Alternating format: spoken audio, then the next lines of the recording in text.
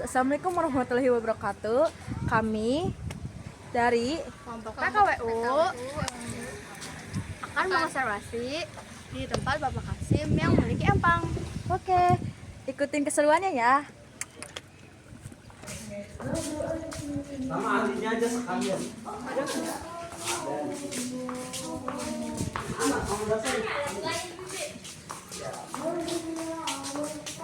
Hari saya mah memang pelaku empang, cuman batas petani. Tapi kalau ini tetangga itu ya petani, ya belajar bibitnya, ya juga ya semuanya. Kebetulan ada orangnya di situ. Ada juga ada konfirmasi. Ini apa? Empang itu ini rata-rata hektar. Ada istilah bau itu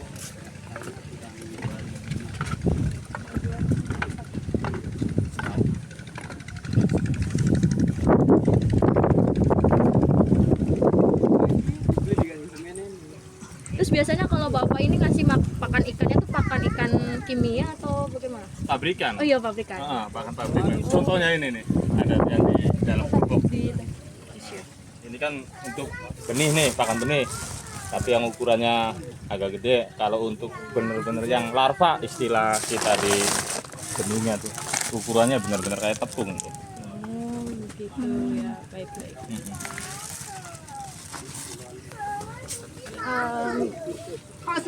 Tadi kan sempat dijelaskan kalau misalkan kolam ini tuh kiranya berapa tuh 2.000 persegi ya? 10.000. 10.000. 10.000 meter persegi. Terus kedalamannya kira-kira berapa, Pak? Kedalaman itu biasanya 1 meter sampai 120 cm gitu. Baik-baik. 10.000 meter persegi itu sehektar. 1 hektar kalau kita orang singa. Jangan ke saya, shotnya ke Bapak, jangan ke saya. Kamu mau lanjut lagi gitu pertanyaan yang kamu itu? Nandur memang mau. Yang di grup. Sembarangan tuh. Terus biasanya kalau buat panen itu kondisi cuaca tuh ngaruh nggak sih, Pak? Ngaruh. Karena kita juga contoh lah kayak seperti ini yang misalkan posisi lagi air banjir ya tetap nanti nunggu surut. Berarti setiap Biarpun kita nggak pakai pasang surut air ya tetap pakai mesin pompa kita juga.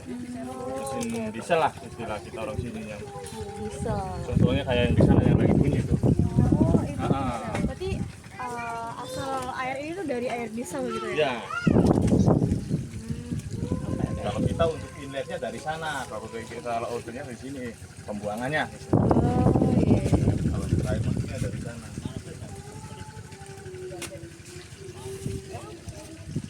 Biasanya ini yang dijual oleh Bapak itu bibitnya atau kayak fresh buat di pasar gitu? Gimana sih bahasanya? Bibitnya kita jual, terus sama ikan konsumsinya juga kita jual. Oh, Contohnya iya. yang seperti itu ada tuh, contohnya. Nah, gini itu ikan yang udah siap konsumsi. Aduh, itu udangnya.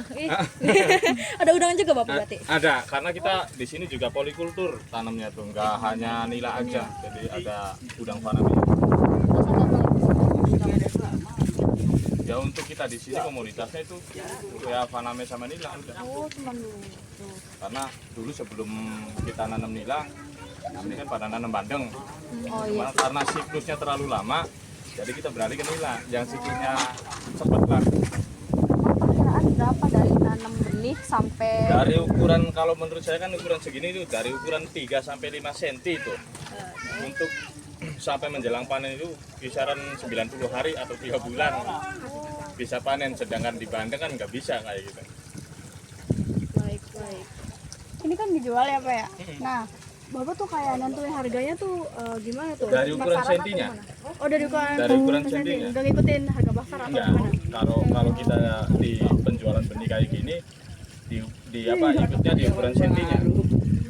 Kalau misalkan ukuran 3 sampai 5 cm harganya beda, terus 5 sampai 7 beda lagi. Kayak gitu.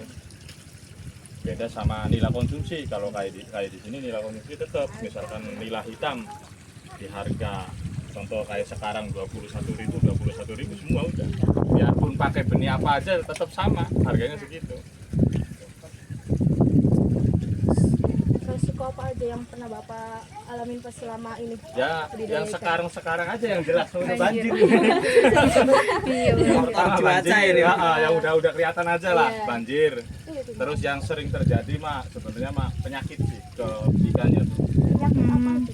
Kalau kita di sini dibilangnya itu kayak apa ya, jamur. Jadi ikan itu terkena jamur. Jamur Jamur parasit parasit. gitu ya. Oke. Hari ini Dari ukuran 3 sampai 5 cm itu menjelang 3 bulan ya segini ukurannya. Karena kita itu dari awal sampai akhir full pakan pabrikan. berarti itu tiap tahunnya tuh Pak, apa sih permintaan ikannya tuh stabil apa naik? Stabil. Stabil. Stabil kalau. Cuman bedanya di harga aja karena kalau misalkan kita di sini tanamnya banyak karena nilai itu bukan hanya dari Indramayu loh. Ada dari Purwakarta, terus ada juga dari Cianjur. Cuman bedanya kalau kita di sini kan tambak kolamnya kolam tambak, kalau di sana kan keramba jaring apung adanya. KJA. Apa itu kan itu? Ya persis kayak gini, cuman posisinya dia lebar. Misalkan contoh 10 meter persegi dengan kedalaman 4 sampai 5 meter. Oke. Kalau di sana.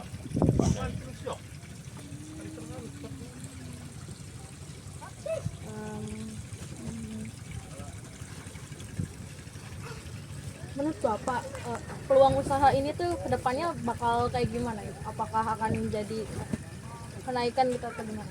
Ya kalau untuk saat ini karena saya juga menjalani budidaya nilai itu dari tahun 2019. Wih, lama banget ya. Sebenarnya nilai itu udah lama loh di sini. Cuman karena permintaan pasarnya kurang waktu itu. Jadi dari 2019 sampai sekarang itu permintaan semakin lonjak. Biarpun kita cuman pemasarannya di pasar-pasar lokal aja, bukan ke luar negeri lah, belum sampai ekspor gitu. Karena size-nya belum sampai ke ekspor. Karena untuk ekspor itu harus 1 kilo sampai 1,5 kilo satu ekornya tuh. Tapi kalau kita kan dalam ukuran segini udah dipanen. Berarti ada tipenya masing-masing gitu ya Nah, per pasar tuh. Bener. Kalau di Indramayu paling larisnya kayak gimana? Ukuran 350 sampai 500 gram ukurannya paling gede. Setengah kilo. Setengah kiloan ya kalau di Ah, Indramayu. kalau segini ukuran kalau menurut saya apa? kecil. Kebilangnya masih standar lah ukuran pasar segitu.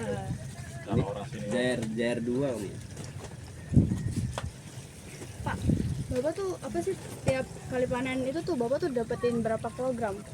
Kalau untuk siklus panen biasanya dalam 1 hektar itu contohlah 1 hektar 1 petak ya. Iya. 1 petak kan 1 hektar biasa di sini.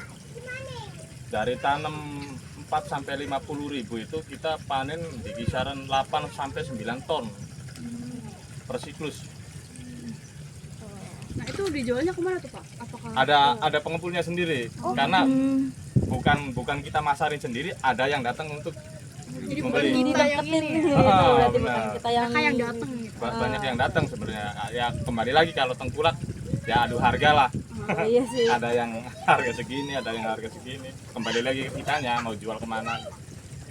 Apakah ada kayak pembeli luar daerah yang kesini gitu? Banyak, Oh banyak. banyak. Oh. Apalagi untuk saat ini kan yang saya bilang di KJA di Purwakarta biarpun di Cianjur itu kan Ah. produksinya kan mengurang. Beda kayak kita di sini kan selalu stabil dalam produksinya. Tapi menurut Bapak tuh ini tuh usaha itu tuh kayak nguntungin banget gitu ya? Apa gimana gitu loh? Kalau untuk saat ini ya kebilangnya ya sangat menguntungkan. Karena kebilangnya di sini juga tambak-tambak di sini itu sebelum adanya nilai itu sebenarnya terbengkalai. Tambak di sini. Jadi banyak yang tidak produktif lah sebenarnya. Banyak yang nggak ditanemin, nggak diurus gitu. Semenjak 2019 yang saya ceritain tadi, 2019 ada nila di sini terus berjalan sampai sekarang. Jadi tambak-tambak di sini tuh mulai produktif sampai sekarang.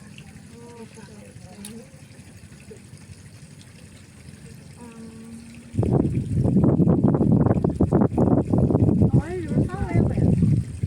Sawah di sini ya, sawah ada yang tambak sih.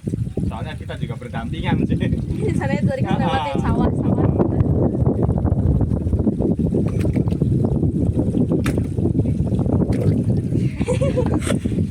Berarti nila juga ada itu ya jenis-jenisnya. Ya, kalau itu kebetulan kemarin itu saya tanam nila merah karena ada pesanan juga dari Jakarta. Wah, keren.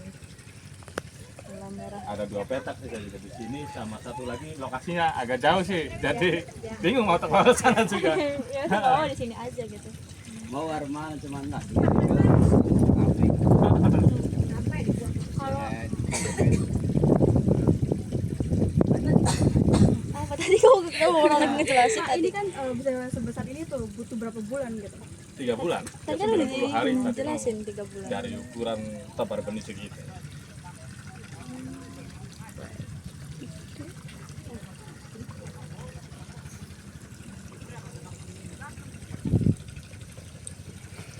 Terus bapak pernah nggak ngalamin kayak gagal panen?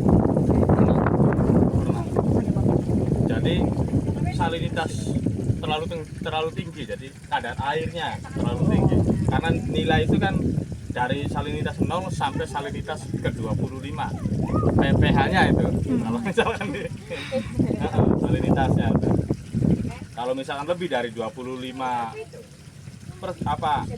airnya ke 25 itu udah nggak hidup nilai. Pernah kegagalan di situ saya. Terus kalau di Indramayu biasanya airnya tuh berapa pph gitu? Ya untuk Tahu bapak? stabilnya sih ukuran ke 5 sih 5. Musim juga. Iya, Kalau musim hujan kalau musim hujan paling ya 0 sampai 5. Kalau untuk udangnya sih gimana? Pernah tidak? Kalau untuk udang, karena kita nggak berfokus ke udang sih ya. Fokusin. Jadi sebenarnya sih kalau misalkan udangnya pas nanam jadi lebih menguntungkan ke udang karena kita nggak ngasih makan ke udangnya. Oh, nggak dikasih. Karena kita fokus ke ngasih makan ke nilainya aja. Nila itu kan udah jenisnya apa ya? Ada 2 itu kan, ada yang hitamnya juga. Itu lebih menguntungkannya mana? Kalau misalkan di sini karena kebutuhan pasar kembali lagi ya. Kembali lagi kebutuhan pasarnya itu di sini nilai hitam. Berarti kalau di sini nila hitam. Kalau misalkan yang tanam nila merah ya kembali tergantung permintaan pasar. Contoh lah kayak saya sekarang ini, saya tanam nila merah karena ada pesanan dari Jakarta kira-kira bulan Januari atau Februari punya nila merah. Jadi kita juga cetak nila merah juga. Balik ke awal ya Pak.